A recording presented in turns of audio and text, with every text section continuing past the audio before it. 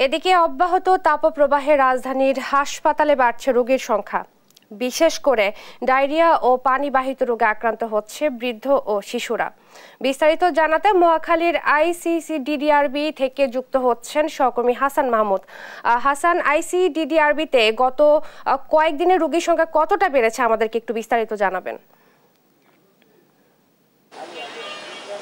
ধন্যবাদ আপনাকে। আপনি যেমনটা বলছিলেন যে হিট স্ট্রোক সহ অন্যান্য যেসব রোগ গরমের কারণে বাড়ছে, সেটাই কিন্তু তার প্রভাবে কিন্তু হসপিটালে যে রোগীর সংখ্যা সেটি কিন্তু গত কয়েকদিনে কিছুটা বেড়েছে। এবং আমরা গতকালকে যেটি দেখেছি যে 554 জন রোগী কিন্তু গতকালকে 24 ঘন্টায় ভর্তি হয়েছে এবং সেটির যে ধারাবাহিকতা সেটি কিন্তু অব্যাহত আছে। এবং তার আগের 24 ঘন্টায় কিন্তু ভর্তি হয়েছিল 443 জন। ফলে প্রতিদিনই কিন্তু রোগীর সংখ্যা বাড়ছে। আমরা কিছুক্ষণ আগে এখানকার পরিচালকের সঙ্গে কথা বলছিলাম এবং চিকিৎসকদের সঙ্গে কথা বলছিলাম, যেটি গত কয়েকদিনে কিন্তু রোগীর যে ফ্লো সেটি কিন্তু অব্যাহতভাবে ধীরে ধীরে বাড়ছে। এবং এর কারণ হচ্ছে যে গত কয়েকদিন ধরে সারা দেশে যে তাপপ্রবাহ চলছে সেটির কিন্তু একটা বড় প্রভাব এখানে পড়ছে এবং বিশেষ করে ডায়রিয়ার জন্য যে রোগী সেগুলো কিন্তু বাড়ছে। এর বাইরে আপনি জানেন যে এখানে যেসব রোগের চিকিৎসা দেওয়া হয় সেগুলো কিন্তু ডায়রিয়া, পানি শূন্যতা সহ এইসব রোগের কিন্তু চিকিৎসা দেওয়া হয় বেশিরভাগ। এবং সারা দেশ থেকেই কিন্তু এখানে রোগী আসছে এবং ঢাকা এবং ঢাকার বাইরে কিন্তু অসংখ্য রোগী আমরা এখানে দেখেছি।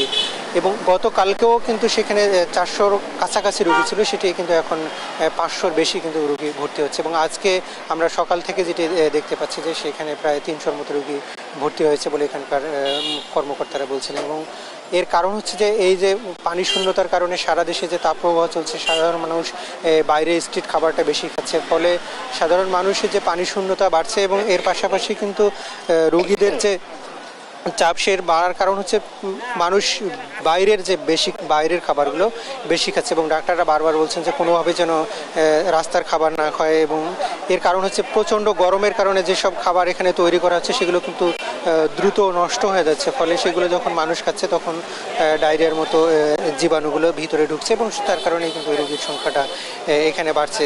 এর বাইরে পানি শূন্যতা যেহেতু বাড়ছে, প্রচণ্ড রোদে যারা কাজ করেন তাদের শরীর থেকে প্রচণ্ড পানি নেমে যাচ্ছে এবং তারা কিন্তু যখন পানি কম খাচ্ছে ফলে কিন্তু পানি শূন্যতা তৈরি হচ্ছে। তারাও কিন্তু অনেক সময় ডিহাইড্রেশনের কারণে হাসপাতালে আসতে হচ্ছে।